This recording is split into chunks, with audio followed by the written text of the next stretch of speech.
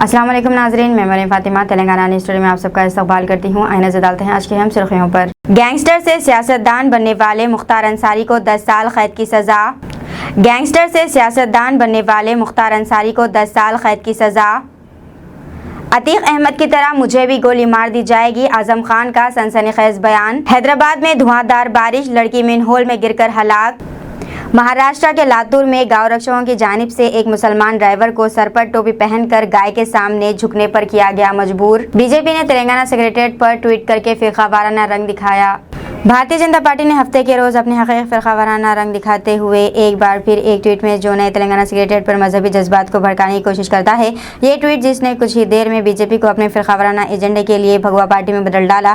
Party की official Twitter BJP for Telangana से tweet में इल्जाम लगाया गया है कि सेक्रेटेरिएट की नई इमारत रियासत के सेक्रेटेरिएट से ज़्यादा मस्जिद से मुशाबहत रखती है। ये भी कहा गया है कि रियासत की सखावती विरसा और शान शौकत इस ढांचे में नहीं झलकती है। हुकूमत के खिलाफ मजहबी जज्बात को भड़काने की कोशिश करते हुए इसने ये भी इल्ज़ाम लगाया है कि AIMM को खुश करने के लिए ये सेक्रेटेरिएट बनाया गया। रियासत उत्तर प्रदेश से 2 लड़कियां पुरस्कार तौर पर लापता हो गई हैं। 27 मार्च 2023 को उत्तर प्रदेश के कुशीनगर जिले में ये वाक़या पेश आया। 2 तालिबात समिया खातून और मरियम खातून की degree BTech Kushinagar degree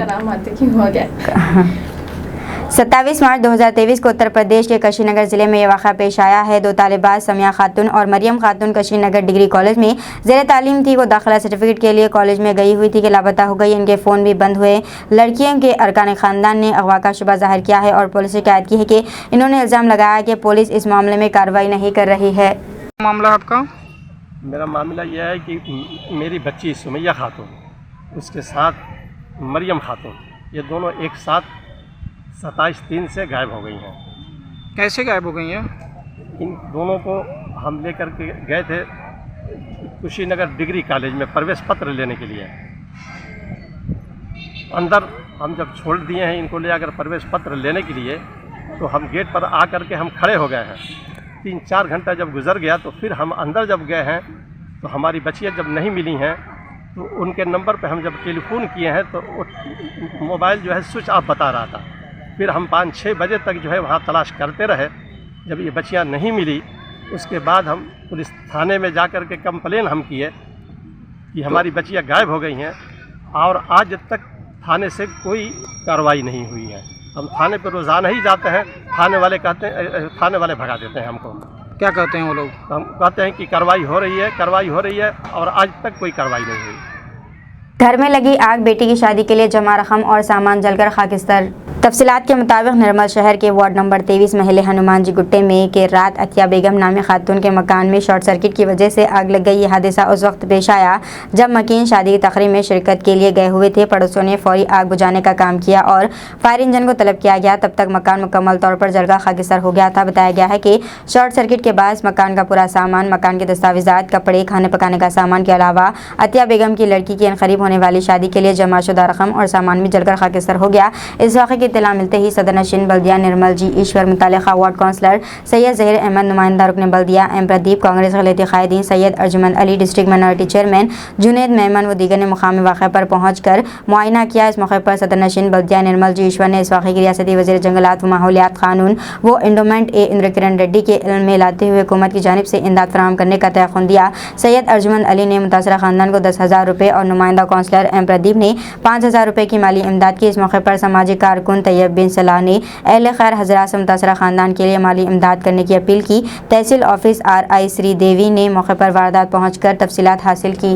Atiq Ahmad की तरह मुझे भी गोली मार दी जाएगी, आजम खान का सनसनीखेज बयान। समाजवादी पार्टी के सीनियर लीडर और असेंबली से नाअहल करार दिए गए साबिक़ रुकन असेंबली आजम खान ने आज एक सनसनीखेज बयान दिया है। तवील अरसे के बाद आजम खान ने खराबी सेहत के बावजूद आज उत्तर प्रदेश में होने वाले म्युनिसिपल इंतखाबात की मुहिम में हिस्सा लिया। इन्होंने समाजवादी पार्टी की उम्मीदवार फातिमा ज़बी की जानिब से इंतखाबी मुहिम चलाई जो रामपुरा बल्दिया के सदर के ओहदे के लिए इंतखाब लड़ रही हैं। इस मौके पर खिताब करते हुए आजम खान ने अपने सनसनीखेज तबसरे में कहा है कि अपनी जान का खौफ है। इन्होंने खदशा जाहिर किया है कि इन्हें भी गैंगस्टर और सियासतदान अतीक अहमद की तरह गोली मार दी जाएगी।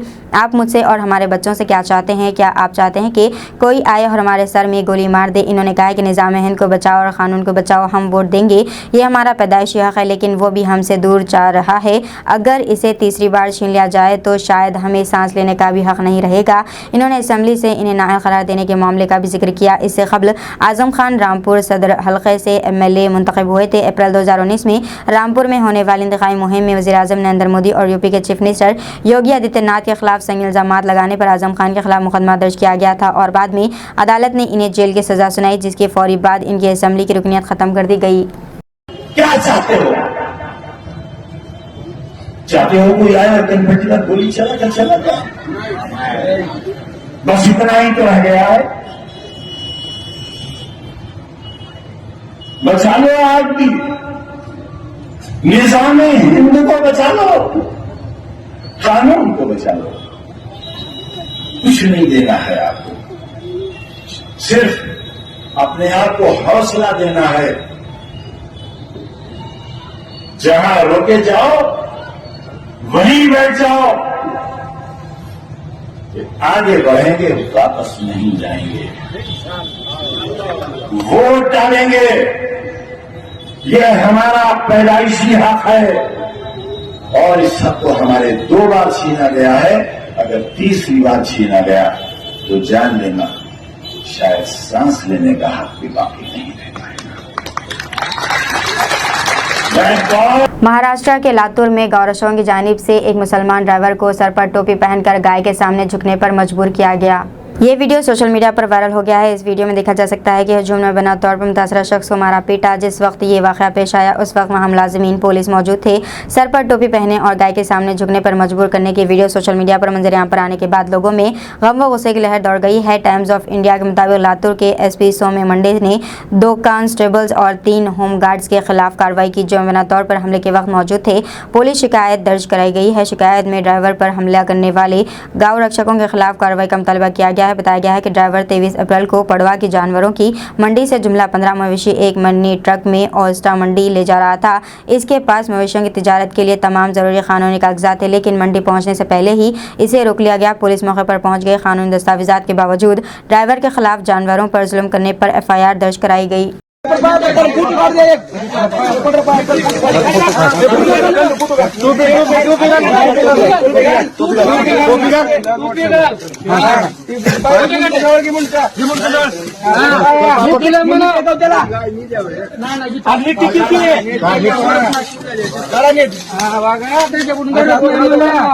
रचाकुंडा पुलिस ने रियासती हरियाणा से ताल्लुक रखने वाले एक बैन रियासती गैंग को गिरफ्तार किया जो वैजाग के अपर सेलूर से हैदराबाद के रास्ते गांजा ले जा रहा था और इनके पास से 20 लाख रुपए मालियत का 65 किलोग्राम गांजा जब्त किया गया।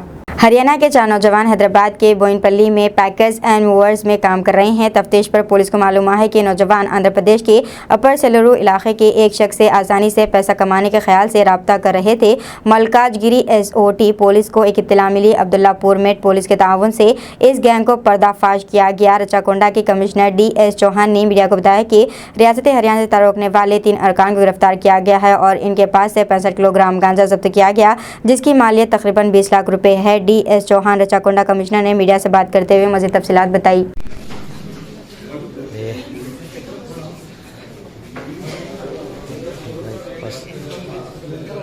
ఆటో డ్రైవింగ్ చేసుకొని ఆ ఏరియా గురించి మొత్తం వాళ్ళు రికీచి 100 kgs లో కూడా పట్టుకున్నాం 400 kg అది ఆ సిలియర్ నుంచి వచ్చింది ఈ కేసులో కూడా డీలర్స్ కూడా పట్టుకోవడం సారీ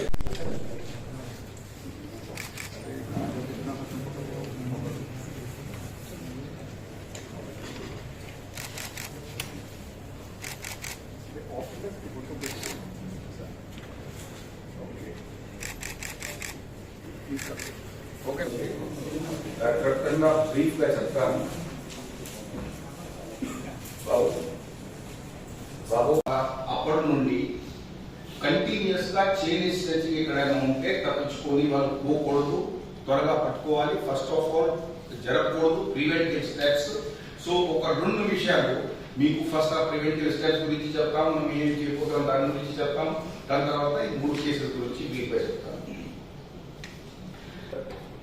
మరియు మిగతా సందర్భంగా నేరస్తులు కూడా నంబర్ ప్లేట్ లేని వాహనాలు వాడుతున్నారు. సో రాగానే మీ అందరికి తెలిసిన విషయం, ఫస్ట్ వీక్ ఆఫ్ జనవరి నుండి నంబర్ ప్లేట్ లేని లేదంటే టెంపర్డ్ నంబర్ ప్లేట్ లేదంటే నంబర్ ప్లేట్ లో కవర్ చేయడం లేదంటే నంబర్ ప్లేట్ అసలు ఉండకపోవడం. అలాంటి వాహనాలు పర్టికులర్లీ 2 వీలర్స్ ఏరియాలో 80% తిరగకూడదు అని లా అండ్ ఆర్డర్ కి మరియు ట్రాఫిక్ కి ఇది ప్రత్యేకంగా అది ఒక ప్లాన్ ఆఫ్ యాక్షన్ ప్రకారంగా చెప్పడం జరిగింది. అప్పటి నుండి కంటిన్యూస్ గా traffic police 4 to 7 every day almost important junctions లో సర్ప్రైజ్ తో సెలెక్ట్ చేసుకొని కంటిన్యూస్ గా ఆ డ్రైవ్ నడుస్తుంది. ఇప్పటి వరకు దాదాపుగా 40,000 పైన కేసెస్ ఇర్రెగ్యులర్ నంబర్ ప్లేట్ మీద బుక్ చేశాం. అంతకుముందు మీరు డీడీజీఎస్ అని ఉంటారు, హెల్మెట్ లేని ఉంటారు, అది కంటిన్యూ అవుతుంది. బట్ నంబర్ ప్లేట్ లేని వాహనాలు మాత్రం తిరగకూడదు. అది తిరగకపోతే ఆటోమేటిక్ క్రౌన్ మీద కంట్రోల్ వస్తుంది. ఎందుకంటే జనరల్ గా కావాలని టెంపర్డ్ నంబర్ ప్లేట్ లేని వాహనాలు తిరిగే వాళ్ళు చాలా మటుకు ఎదుగుతే ఇంటెన్షన్ బ్రేక్ ఉంటుంది. దీంట్లో కూడా అది రిఫ్లెక్ట్ అయింది. సో ఇనిషియల్ మీరు మధ్యలో ఈ చైన్ స్ట్రెచింగ్ బాగా తగ్గిపోవడం కూడా మీ అందరికీ తెలుసు. సడన్ గా మొన్న ఒకేసారి 3 చైన్ స్ట్రెచింగ్ జరిగింది. Jawahar Nagar, Malkajgiri and Vanasthalipuram. So chain stretching ఈ మధ్యలో కూడా మీరు గమనించి ఉంటారు. Our target is that we should catch 24 hours. ఇది 24 hours. చైన్ స్ట్రెచింగ్ ఇక్కడ చేసినా सरकारी अराजियात पर नाजायज़ कब्ज़ों को और तामीरात को रेगुलराइज कराने की आखिरी तारीख 30 अप्रैल। जिस किसी का भी घर या प्लॉट सरकारी ज़मीन पर है तो इनके लिए हुकूमत GO 58 और 59 के तहत रेगुलराइजेशन करवाने। रेगुलराइजेशन की आखिरी तारीख 30 अप्रैल जो 2023 है। आसिफ नगर MRO आफरीन शेख ने मीडिया से बात करते हुए सारी तफसीलात बताई है। आज हम लोग ये प्रेस मीट इसलिए रखे, जीवो अपना तेलंगाना गवर्नमेंट ये आखिरी जीवो एक इन कंटिन्यूएशन ऑफ जीवो 29 जीवो का एक्सटेंशन ऑफ 59 जीवो है 29, और उसमें अप्रैल 1 से लेके 30 तक जितने भी गवर्नमेंट लैंड्स है उसके अंदर एंक्रोचमेंट्स और सीलिंग सरप्लस लैंड्स के अंदर एंक्रोचमेंट्स और जी नॉन ISF लैंड जो मल्लेपल्ली विलेज के अंदर मोस्टली जी नॉन ISF मतलब government non Indian state forces के जितने भी लैंड्स हैं ये भी गवर्नमेंट लैंड्स है। तो कई लोगों को ये नहीं मालूम है कि जी नॉन ISF गवर्नमेंट लैंड है। तो इसलिए अपने मल्लेपल्ली विलेज के अंदर जैसे विजयनगर कॉलोनी, लक्ष्मी नगर और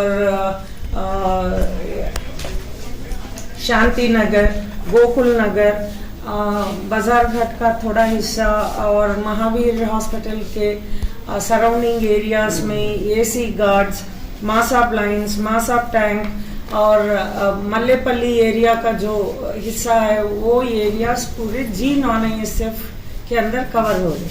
तो हम लोग इससे पहले भी बता चुके थे और लोकली जनरल इंटीमेशन भी दिए थे लोकल पब्लिक को। एसोसिएशंस नहीं रहने की वजह से उनको रीच आउट होना भी मुश्किल हो गया। फिर भी हम लोग through media, print and electronic media हम लोग अवेयरनेस के जैसा हम लोग इतला भी कर रहे थे। लेकिन आज तक हमको सिर्फ 350 एप्लीकेशन 58 और 59 के अंदर एप्लीकेशंस आए, लेकिन ये अपने हिसाब से बहुत कम फिगर है। मतलब ऐसे कई कॉलोनीज है जैसे कनकदुर्गा कॉलोनी, ओके, मोती नगर और हीरा नगर, ये एरियाज भी सीलिंग सरप्लस के अंदर है। तो ऐसे एरियाज में हम लोग ऑलरेडी थ्रू एसोसिएशन मतलब हमारे RIs जाके वो लोगों को जनरल इंटीमेशन जैसा भी दिए थे। एसोसिएशन वालों से भी हम लोग मीटिंग कंडक्ट करके उनको भी हम लोग अवेयरनेस क्रिएट करें। फिर भी ये रेस्पॉन्स बहुत मतलब इतना खास रेस्पॉन्स नहीं रहा, इसलिए अब 30th लास्ट डेट है। हम लोग दोबारा पब्लिक को ये इंटीमेशन देना चाह रहे कि सिर्फ 2 दिन ही बाकी है। अब जितने भी लोग ये जीवो 29 का इस्तेमाल नहीं करे मतलब उसका बेनिफिट नहीं लिए अब तक, तो मैं फिर से गुजारिश करती हूँ आप सब लोग जीवो 29 के तहत जो भी गवर्नमेंट हमको ये लास्ट अपॉर्चुनिटी दिया है उसके अंदर आप सब लोग 29 जीवो में एप्लीकेशन डालें। पूरे मी सेवा के अंदर मी सेवा में ही एप्लीकेशंस लेंगे तो उसमें आप लोगों को आपका पोसेशन प्रूफ, मतलब इससे पहले 2014 कट ऑफ डेट था, इस बार ये जीवो के अंदर 2 जून 2020, जून 2 मतलब 2/6/2020 कट ऑफ डेट है। तो उससे पहले के डॉक्यूमेंट ऑफ पोसेशन मतलब नोटराइज डॉक्यूमेंट, रजिस्टर्ड डॉक्यूमेंट या वाटर बिल, इलेक्ट्रिसिटी बिल, जो भी आपका प्रूफ ऑफ पोसेशन है अलॉन्ग विथ फोटोग्राफ, जो मकान है वहां पर एनक्रोचमेंट हुआ सो मकान है तो उसके फोटोग्राफ के साथ आप लोगों को एप्लीकेशन डालना पड़ेगा। और ये 30th तक की है, इसलिए दोबारा हम लोग आप लोगों से गुजारिश करते हैं आप सब लोग इसका बेनिफिट उठाएं। और ये भी मैं बताना चाह रही हूँ, आज तक तो आप लोगों को प्रॉब्लम नहीं हुआ होगा, आप लोगों को भी ये मालूम नहीं होगा कि ये आपके मकान G9SF में है। लेकिन जब भी आप बिल्डिंग परमिशन के लिए, जो पुराना मकान है, पुराना मकान तोड़ के नया बनाना चाह रहे, जब बिल्डिंग परमिशन के लिए आप जा रहे तो वो फाइल हमारे पास इंक्वायरी के लिए भेजेंगे। उस टाइम में हम लोग जो रिकॉर्ड में है, मतलब अगर G9SF है, गवर्नमेंट है, सीलिंग सरप्लस है, तो वो लिख के भेजने के बाद आपका फाइल रिजेक्ट हो जाएगा। इसलिए हम लोग दोबारा ये आप मीडिया के जरिए ये बोलना चाह रहे हैं कि आप काइंडली ये GO 29 which is extension of GO 59 इसका बेनिफिट उठाइए। और ये लास्ट अपॉर्चुनिटी है आपको गवर्नमेंट से, तो इसमें आपको 25% ऑफ द बेसिक वैल्यू भरना पड़ेगा और आपका प्रॉपर्टी हम लोग कन्वेंस डीड करके दे देंगे इमीडिएटली थ्रू रजिस्ट्रार, सब registrar. Okay, thank you.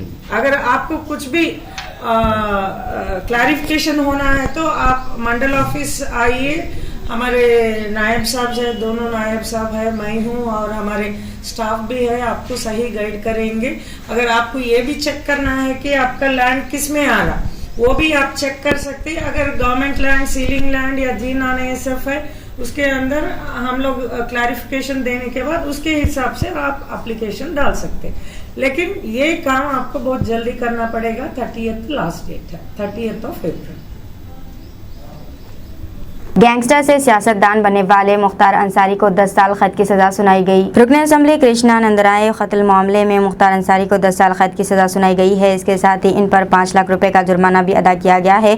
Mukhtar Ansari को यह सजा गाजीपुर के MP MLA कोर्ट ने सुनाया है। खबर इस एजेंसी के मुताबिक गाजीपुर की MP MLA अदालत ने हफ्ते के रोज जेल में बंद गैंगस्टर से सियासतदान बनने मुख्तार अंसारी को अगवा और कत्ल के मुकदमे में कसूरवार ठहराया और इन्हें 10 साल कैद की सजा सुनाई। अदालत ने अंसारी को 5 लाख रुपए का जुर्माना भी आयद किया था। हैदराबाद में धुआंधार बारिश, लड़की मेन होल में गिरकर हुई हलाक। शहर हैदराबाद और मजाफात के कई इलाकों में आज सुबह गरज और चमक और तेज हवाओं के साथ धुआंधार बारिश हुई। सिकंदराबाद खुलासीगुड़े में मूसलाधार बारिश के दौरान एक 4 साल बच्ची मेन होल में लड़की गिर गई, जिसके नतीजे में इसकी मौत हो गई। लड़की दूध की पैकेट लेने के लिए घर से निकली थी, ताहम वो अचानक मेन होल में गिर पड़ी और बह गई। मुकामी अफराद ने फौरी तौर पर पुलिस को इत्तला दी, जिसके बाद पुलिस मौके पर पहुंची। बल्दिया के अमले की मदद से नाश को निकालने में कामयाबी हासिल कर ली गई। नए शहर के साथ साथ पुराने शहर के कई भी इलाकों में बारिश हुई है। बारिश के दौरान दरख्त भी गिर पड़े। इसी दौरान रियासत भर में बारिश के पेश नज़र महकमे मौसमियात ने हैदराबाद समेत कई अजला के लिए ऑरेंज अलर्ट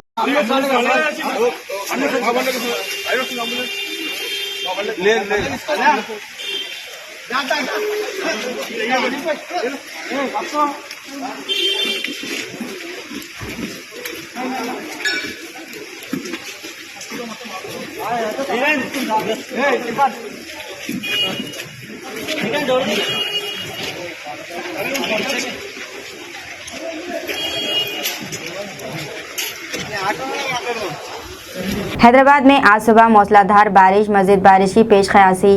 हैदराबाद में आज मूसलाधार बारिश हुई है। सुबह 5 बजे से बारिश का सिलसिला शुरू हुआ जो 8 बजे तक जारी रहा, जिसके बाद बारिश का पानी सड़कों पर हर तरफ जमा हो गया। मूसलाधार बारिश के बाद मोटरसाइकिल सवारों को शदीद मुश्किलात का सामना करना पड़ा। महकमा मौसमियात ने हैदराबाद में मजीद 3 घंटे तक तेज बारिश की वार्निंग जारी की। हैदराबाद के इलाके बशीरबाग में बारिश का पानी सड़कों पर जमा हुआ, जिसकी वजह से गाड़ी चलाने वालों को शदीद मुश्किलात का सामना करना पड़ा। हिमायतनगर गली 14 नंबर स्ट्रीट जेर आब आ गई। खुतबुल्लापुर के आसपास के इलाकों में मूसलाधार बारिश हुई है।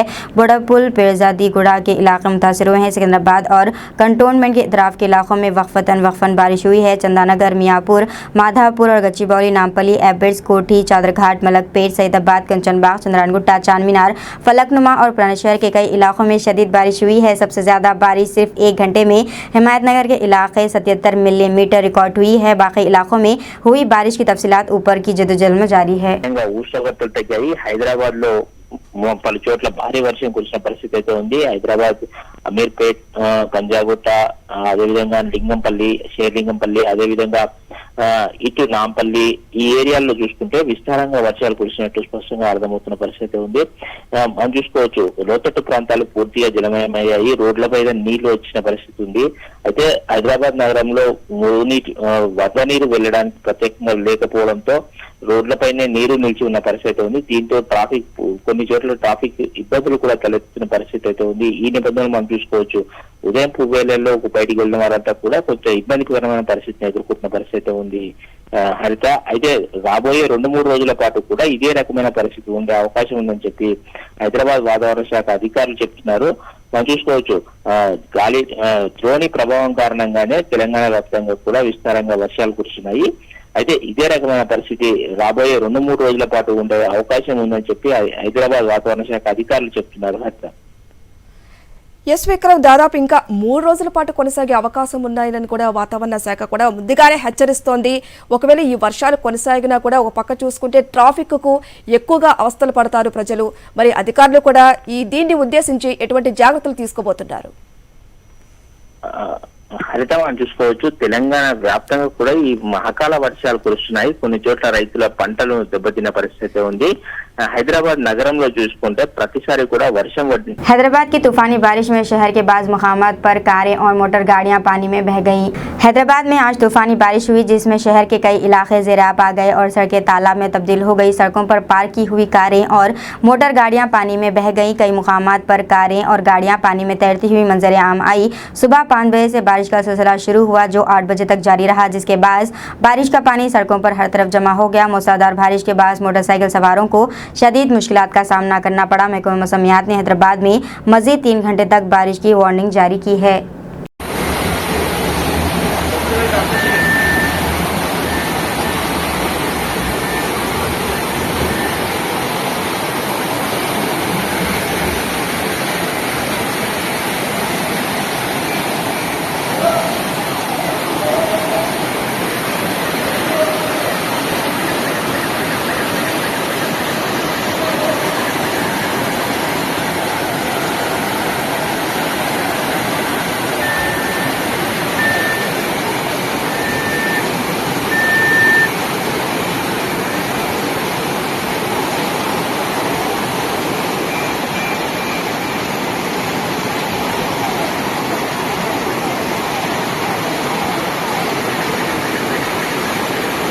मुकरमजा की तीसरी अहलिया प्रिंसेस जमीला बोरस हैदराबाद पहुंची।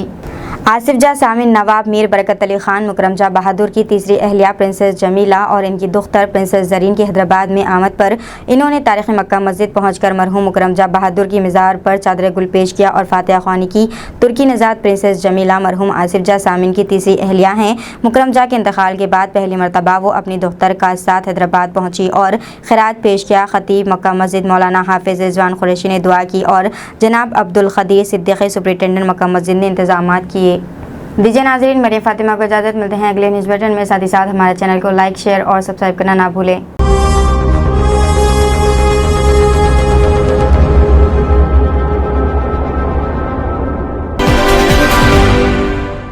अस्सलामुअलैकुम, हेलो, हाय, आदाब एवरीवन। दोस्तों, मैं आपका दोस्त शहबाज खान, आप देख रहे हैं TNT न्यूज़ और देखते रहिए TNT न्यूज़। Thank you.